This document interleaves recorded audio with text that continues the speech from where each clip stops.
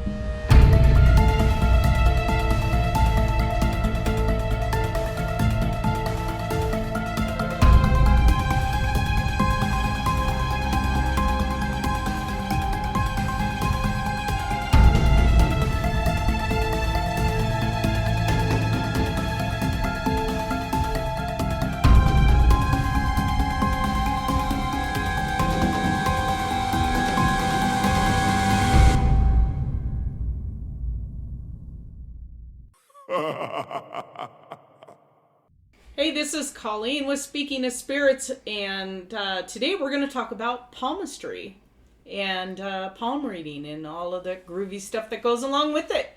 So, got my sidekick Tim, Woohoo! Carrie, Hello. and Katie, Hi. and palmistry. Is it real? I don't know. Everybody has their own thoughts, right? I think it's pretty interesting.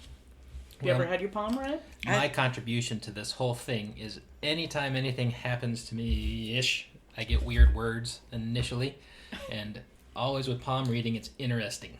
You're an interesting guy. Interesting. So I think they also call it chirology. Have you heard of that? Chirology? I haven't heard of that, but it's the art or practice of reading a person's character or future from the lines on their palms. The shape of the hand, the length of the fingers, both individually and as a group, the fleshy pads of the hand known as mounts, knuckles, flexibility of the thumb, the way the hand is held, its color, the fingernails, and other traits are all taken into account. You really have to be an artist to do this. So you take all that into account. It's grounded in the psychic belief that our palms have lines and curves that determine patterns on the different spheres of human life. Carrie's shaking her head. Yes. yes, I know several palm readers. Some can get very intuitively deep with you. But yes, I've had my hand read by somebody who did not know me at all, and she was about 90% correct. It's mind-blowing. Including, a great loss in my life. Oh, she wow. knew the year that it happened and everything. So these areas include love, career, emotional expressiveness, and even success in career. There are different schools of palmistry. There's so the method of interpretation does vary. So there's 3 basic schools: Indian, Chinese, and Western palmistry. So it would be interesting to go to all 3 and then compare the readings.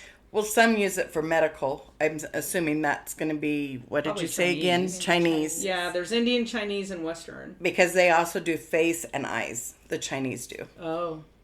And of course, as in everything, religion comes into this shit. Okay? Just saying. Okay. The practice of palmistry was unfortunately forced underground by the Catholic Church, who branded it as evil and devil worshipping. Anyone found to have an interest was quickly executed. Yes. So, as the church started to lose its influence in society, common sense prevailed. Notable people such as these names. Paracelsus,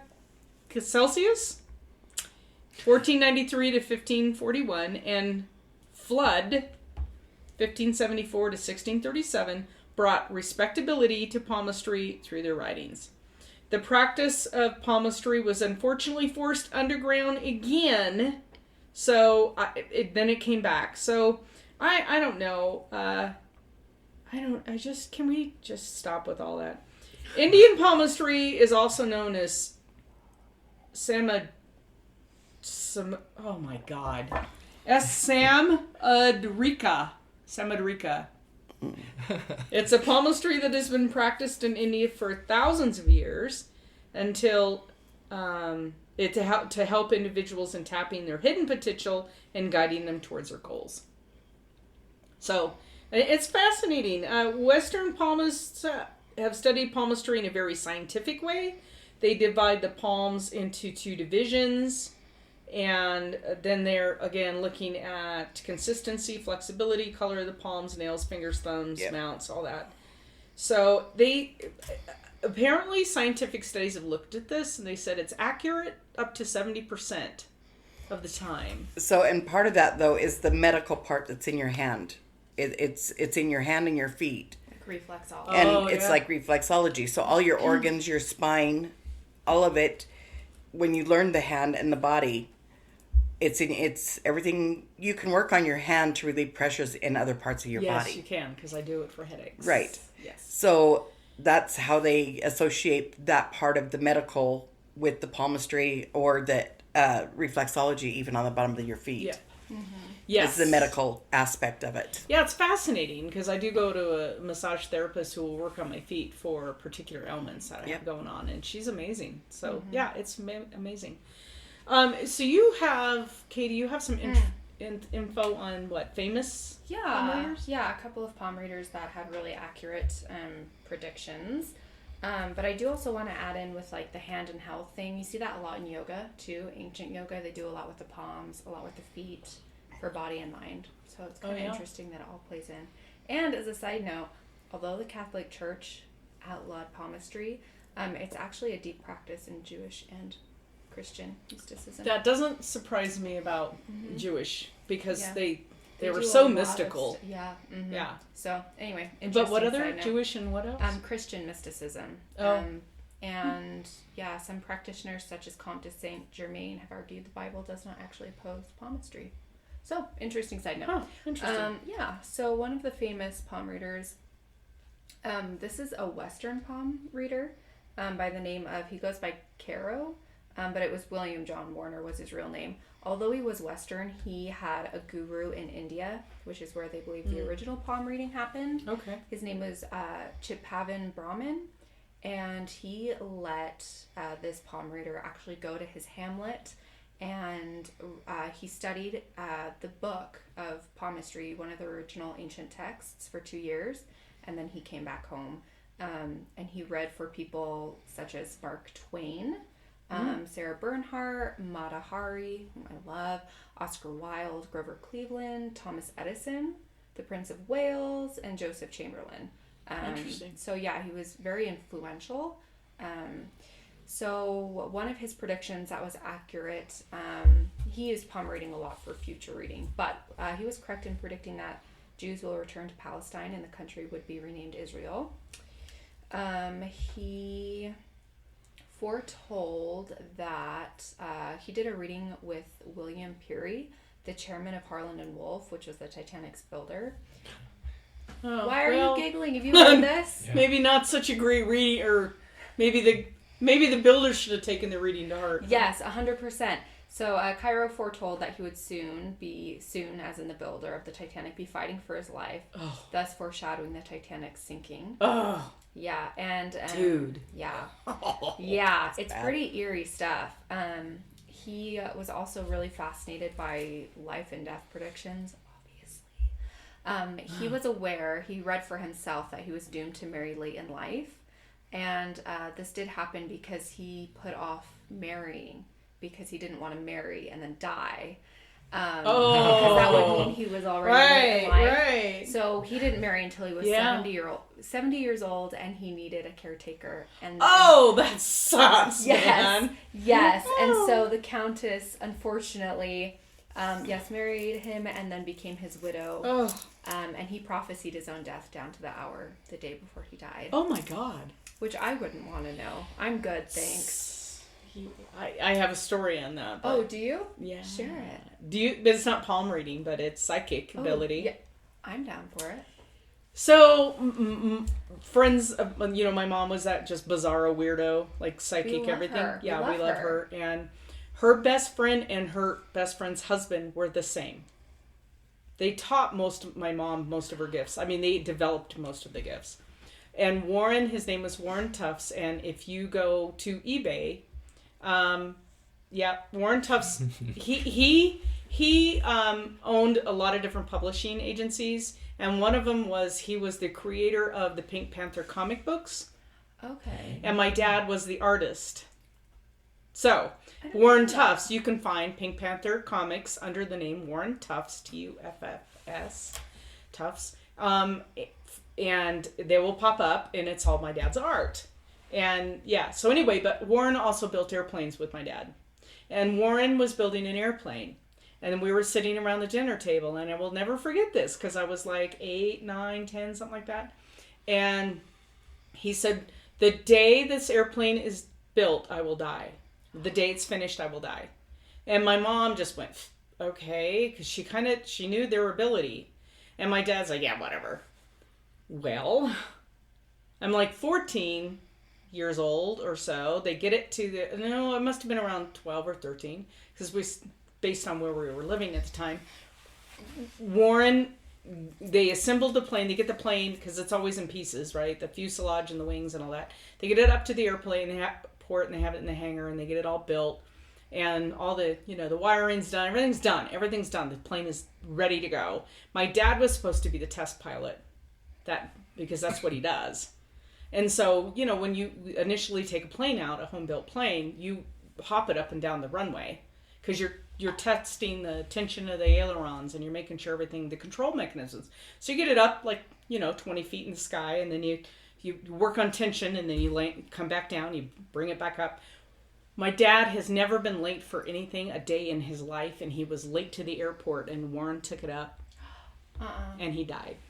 And it just went whoosh, poof right into the ground. And it killed him.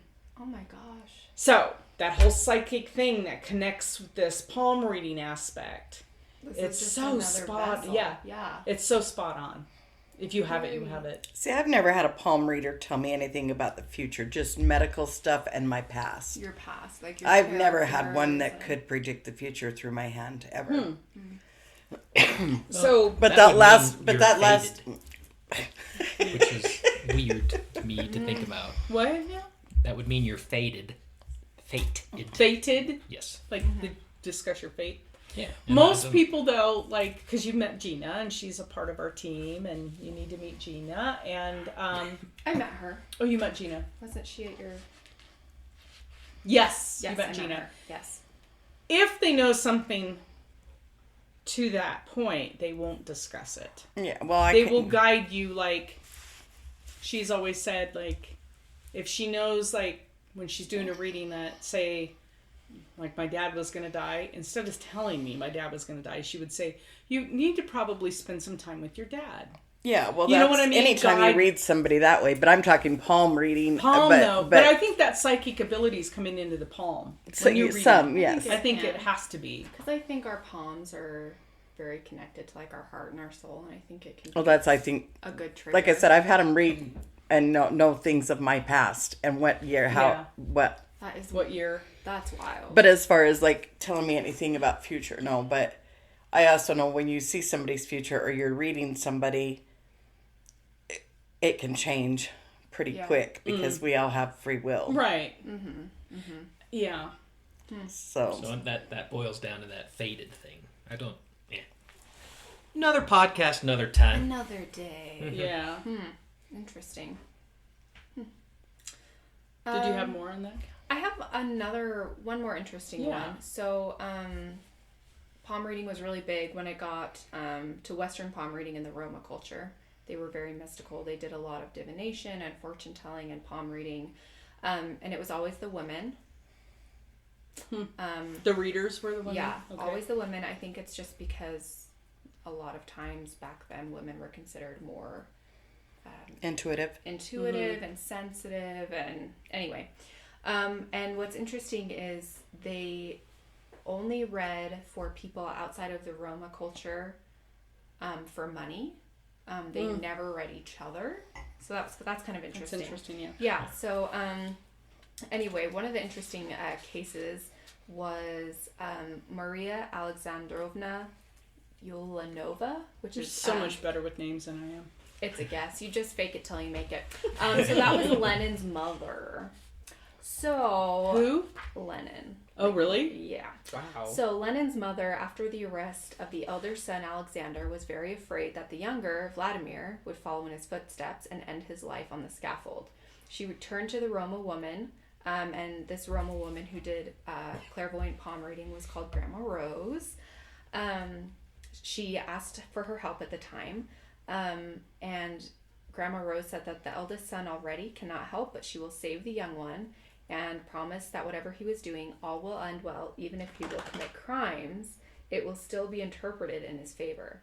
And although he will die very hard, but as a great man, who will be the ruler of Russia. She also said that after his death, people will remain at the mercy of his ideas. And the reality, at the time, surpassed that prediction. Wow. Why does my phone keep going on and off? That's weird. It's Is your making phone, me is yours crazy. doing it too? Yeah. You know what's really It's weird? making me crazy. When you were telling the story of the airplane and your dad, I could feel him Oh. listening to your story. So I wonder if it's ooh, spooky. Oh, maybe he energy. is. Yeah. Woo. Well, it just Yeah. keeps... That's weird. Yeah. Um, Well, he started moving around the old dog, at the same time. So, poor old man. oh man. So Anyway, I thought that's that was kind of another interesting fascinating. one. So the lines on our hands form when we're 12 weeks old. Okay, so that's I mean, that's early. 12 weeks old, right? And they said most people are born with 3. I turned that thing off. So I don't know what's going on in the electronics right now, but my computer just turned back on. Aliens. Most people are born with 3 prominent creases in their palms. The thickness, the prominence, and the frequency of the lines depend on the genes. So they talk about the science behind our palms. There's a concept of digit ratio, whether the second or the fourth finger is the longest.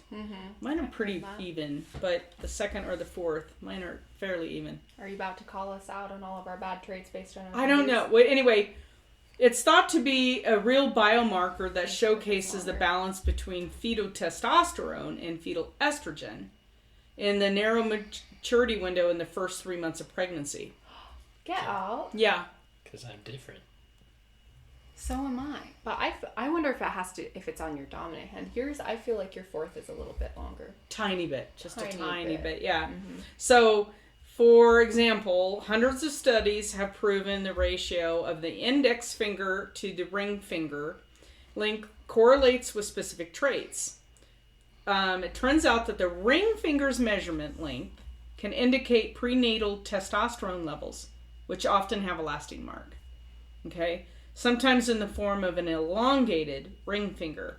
Hormones, control many of our aspects of human behavior. So they've linked testosterone to that ring finger. So, Interesting.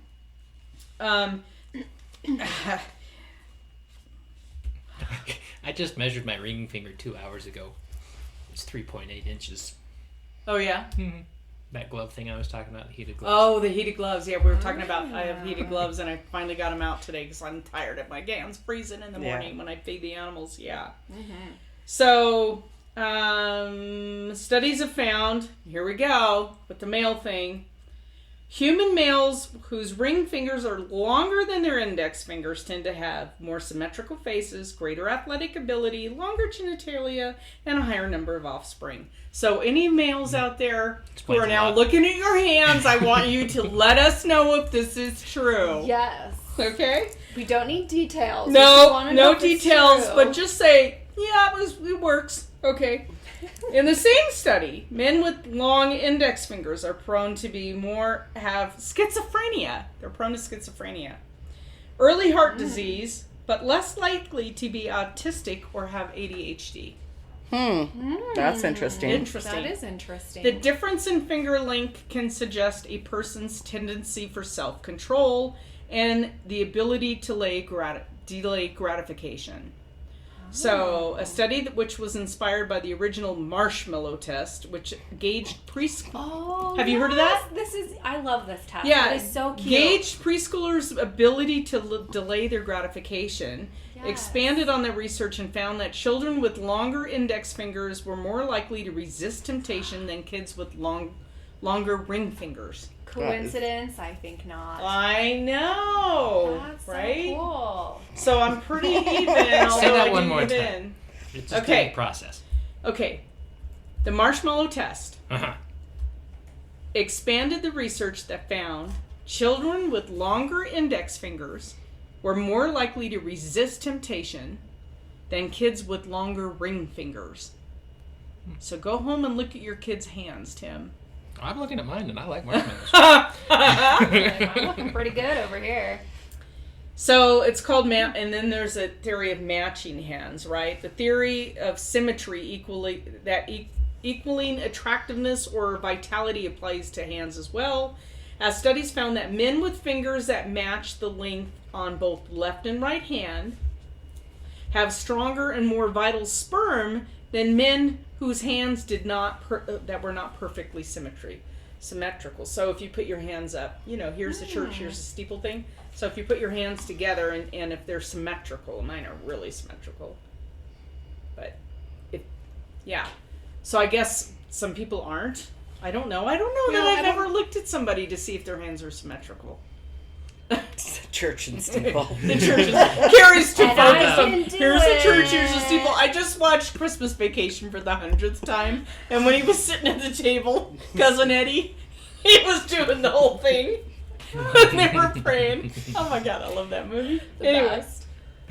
Then mismatch hand. Some studies have found that individuals who did have non-symmetrical or mismatched hands are more prone to depression. Huh. I wonder why. Because their hands don't match. Because their hands don't Because they're staring at their damn hands all the time going, I want them to match. Okay. They're constantly reminded how cruel the world is. So cool. So there's... Okay, Carrie, you're going to have to show this. It's called... A singular palm crease called a simian crease. Do you know what that is? The simian is... The simian crease, so it starts on the edge of your palm and goes up towards your... Because this is your lifeline. First and second finger. Well, people... Yeah. But, yeah. The simian crease, okay, so for folks listening, that starts on the edge of your hand and then points up towards your, index finger or between middle. Your index and middle. Is where it should go. Okay? Are they supposed to look the same? Well, no, okay, so the theory is your dominant hand is what you do with it. Throughout time, it changes. But and your other hand is the hand that, if you look, I don't have near as many breaks and creases on this hand, and I am right hand dominant. So this was kind of my agreement before I came of what I would accomplish here this time. Oh, so boy, your I left have hand's the fate and the strayed. right hand It's is like, yeah. Oh, man. See this? My life. I almost like that. On this hand. Oh, interesting. So what they have found, and this is science that have looked at all of these people and their hands, right? They've done all these studies, right? They have found that the simian crease, the one that goes from the edge of your hand over to between your middle and ring finger, if it stretches across your palm instead, and it doesn't come up, that means that it suggests to developmental issues like Down syndrome, fetal alcohol syndrome, Turner syndrome, rubella syndrome, or ARSCOG syndrome. Which are all things that develop in the womb. Yeah, developmental issues. Aww. So, yeah, interesting. That is very interesting. It is interesting. So, Well, and you said they develop so early. yeah. Lines. Yep, 12 weeks. Wow. So, unusual fingerprint patterns also give palm readers hints into psychosis. Dear Lord. For example, these abnormal fingerprints with a higher than average number of swirls, arches, or crests appear in high numbers amongst individuals with schizophrenia, or, not that this is a correlation, patients who have late onset diabetes in middle age. Oh, wow. Yeah. So that would mean my mom's got... I'll have to check my mom's fingers on that. Yeah. That would be interesting. So... Researchers also Tim's sitting there studying. I know, So we're all like researchers have also found that self-diagnosing. males tend to carry more abnormal fingerprints than women, and this is believed because male embryos are more susceptible to environmental influences inside the womb. Oh. Well, think about it. We're all born female. We're all originally female, and then Right. either right. stay female or become male. So that's pretty interesting. That is interesting. Ooh, there's another thing on fingerprints. A forensic science study by Meekins et al. Found that saltier fingerprints are more likely to corrode certain metals and are therefore easier to pull a source when they're doing a fingerprint. This means that individuals who consume larger amounts of salt and preserving chemicals leave longer lasting fingerprints than those who have a lower intake of salt. So if you are currently breaking and entering, you may want to lower your salt No intake. potato chips for you. I'm just saying. But what's really interesting is that both my mom and I couldn't wear gold. We eat it. It just we have Correct. literally broken rings in half just by wearing them. They just go away. They literally dissolve on our skin. So I'm not gold does. Silver does not. The gold both of us did. But Okay. I thought that was interesting. What's the opposite of a werewolf? I know I'm like gold. Gold. That's why I said I wanted to be a vampire. Right? Yeah. Not a werewolf. I don't want the whole breaking out of my skin thing every month. I want to just, But I want to be a 20-year-old fit, hot vampire, not a 58-year-old not hot, not fit vampire. That would suck, wouldn't it? You're So- like, this is not You the know- stage of my life I want to be stuck in. You're like in a wheelchair and you're a vampire. That would Oh suck. my God. You're 90? No. So right before I came here, my family was watching a silly Netflix Christmas movie. Yeah. And I just walked by the screen and the kids are just kind of looking. And they had like this rich British guy as one of the main characters. Yeah. And I looked at my daughter, like, he's a vampire. And I walked out. And she's like, that makes sense. Things are clicking now. All right, where science meets spirituality, right? So, kind of easy to shrug off palm reading. A lot of people do. It's a hoax. It's money scheme. Blah blah blah. It's woo woo and all that kind of stuff. Which it can be. I feel like you I have to think be it can careful. be, right? We were very careful Anything when can. we're Yeah. picking people to come to our event in October Yeah. to make sure that they were legit people, Yeah, right? not hokey. But I think that not all palm readers put science into their art. Some use astrology, right? A All lot 13 of people of them? All 13 of them. Tim is like Um, only those who use 13. Some people, I think there's a lot of people who work in the different trades. Whether you're doing readings or palm readings or whatever you're doing, you're a mentalist. You're not really gifted. You're watching for subtle cues. Yeah, And if you're cold not, read. yes, Cold read. you know what a mentalist, right?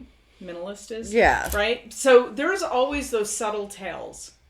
People lean in a little bit more if they hear something that they agree with. I mean, it's just, we don't even know we're doing it, but a mentalist, if they're really sharp at their game, they pick up on every single cue and they keep going down those paths.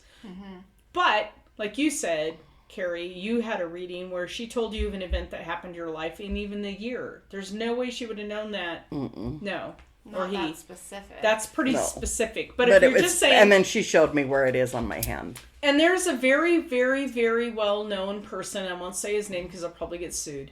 And he does a lot of, or did, I think he still does, a lot of readings in big auditorium kind of settings and venues. Major eye roll. I can't. Yes. And I can tell you for a fact that he's a mentalist. Because I know people that have watched what goes on behind the scenes. And people are staged. You can't go into the venue without answering certain questions on a paper. Yeah. They collect the paper. And so he's got a mic. The whole thing is a setup.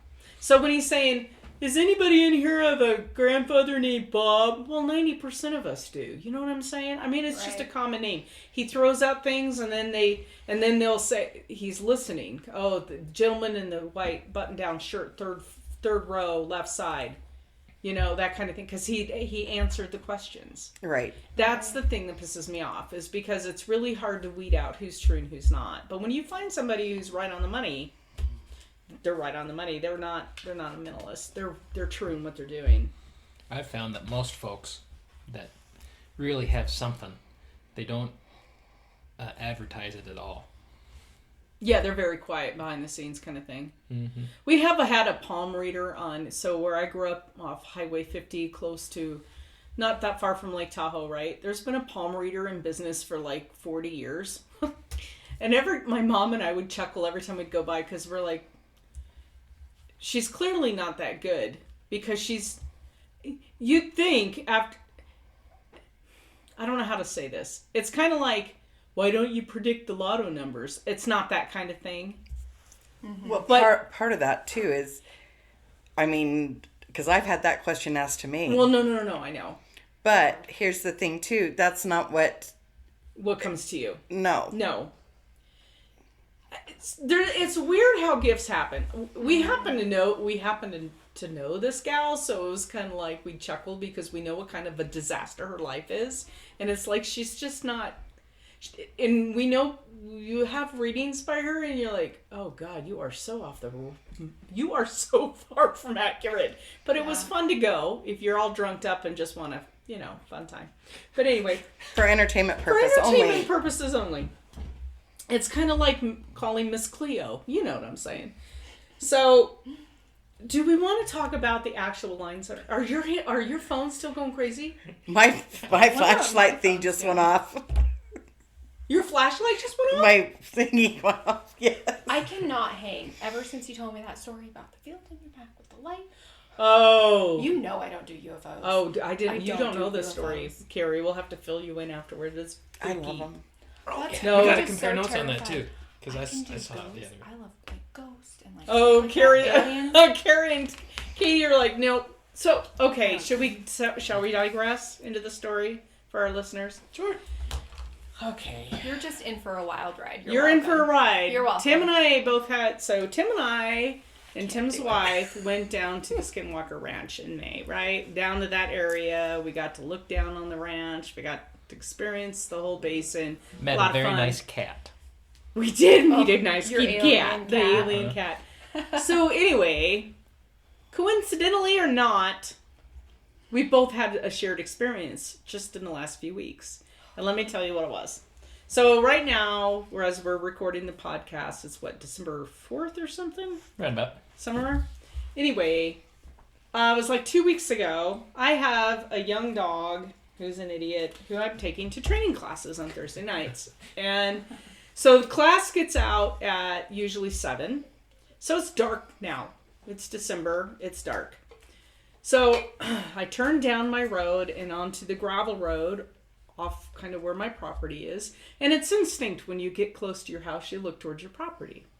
And it's dark because it's 7:20-ish by the time I'm rolling up this gravel road, right? And I look towards my property and it's bathed. Now it's like 2.5 acres. It's not really big. It's a little tiny farm, but it's my little property. And it's bathed in like arc welding white light. Only my pasture, not my house, not the property next door, not the trees right on the property line behind the fence, just my pasture.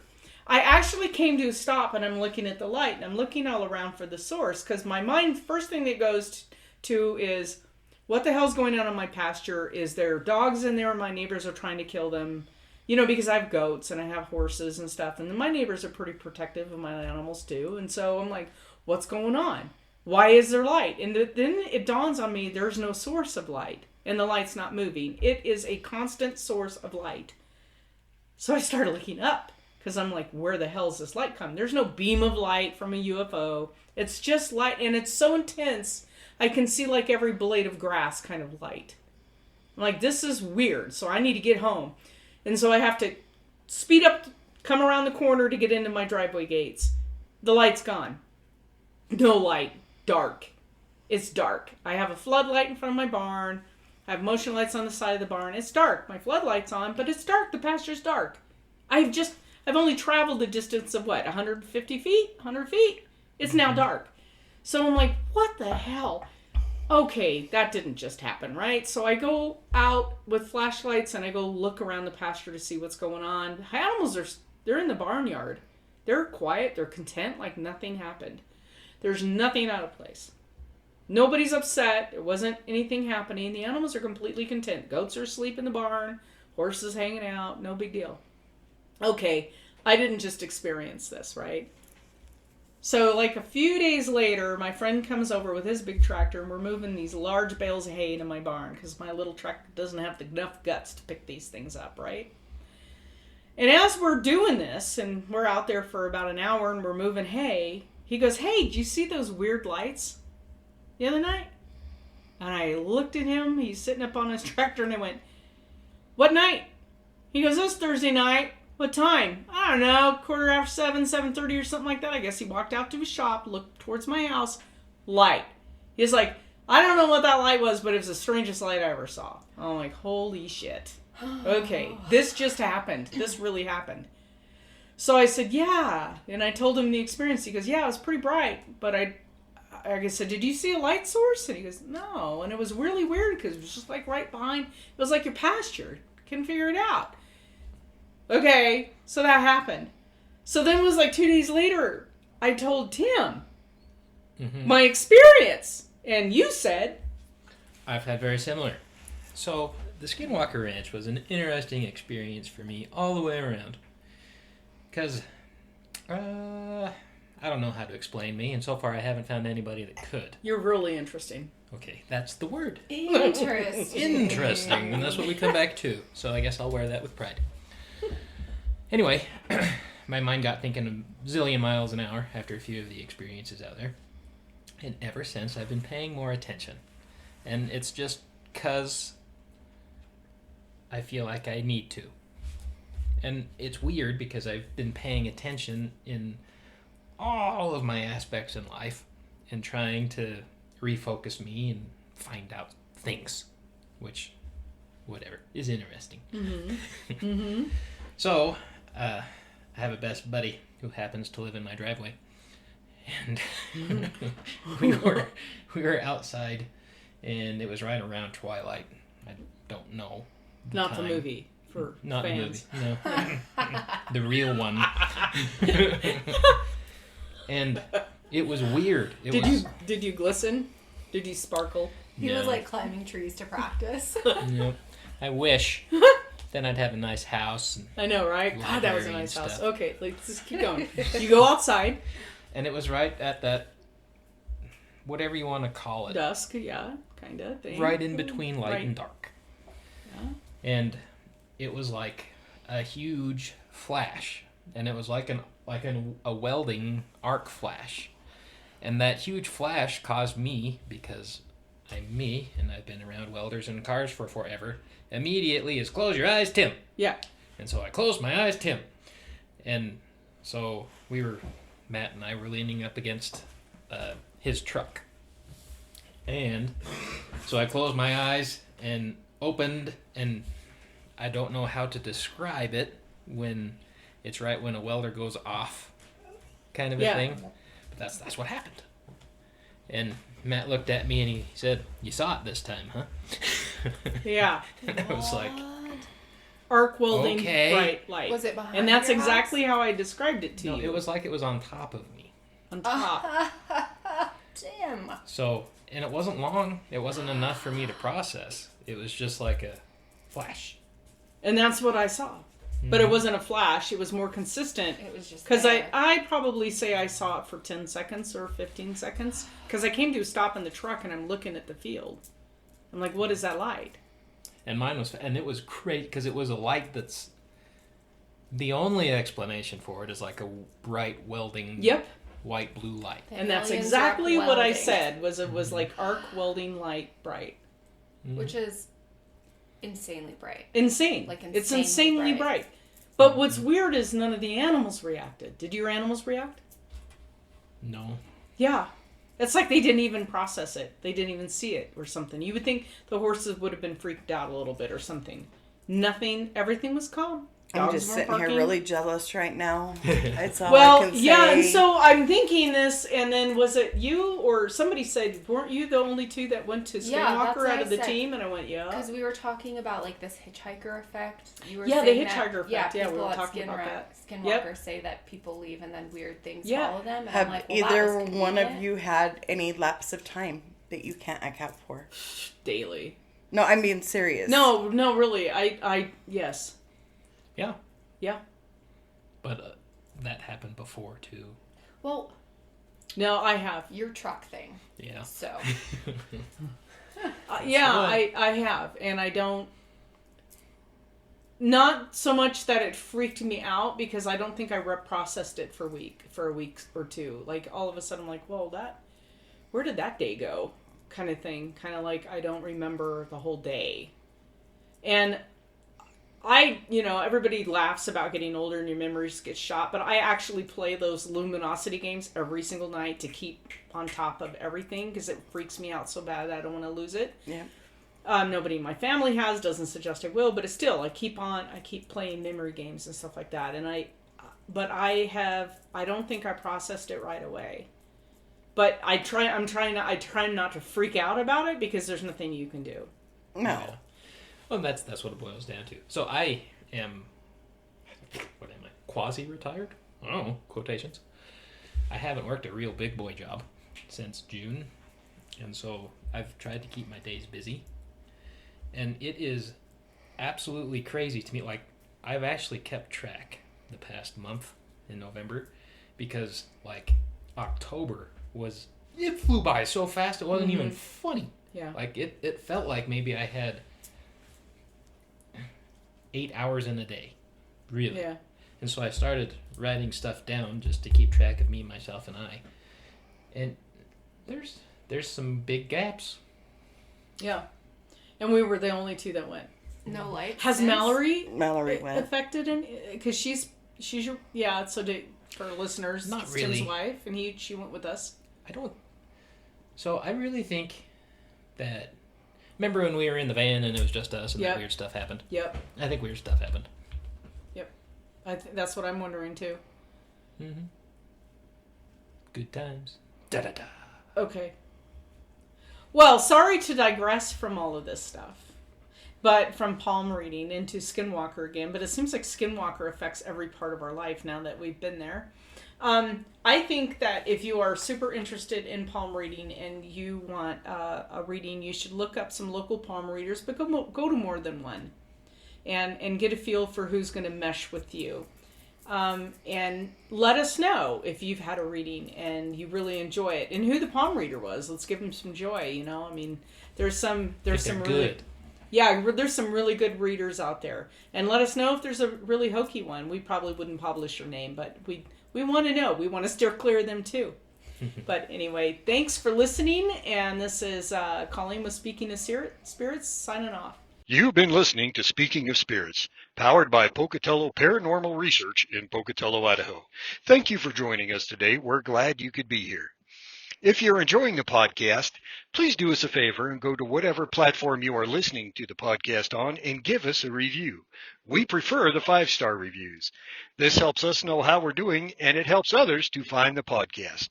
Thank you for joining us, and we hope to see you on our next podcast.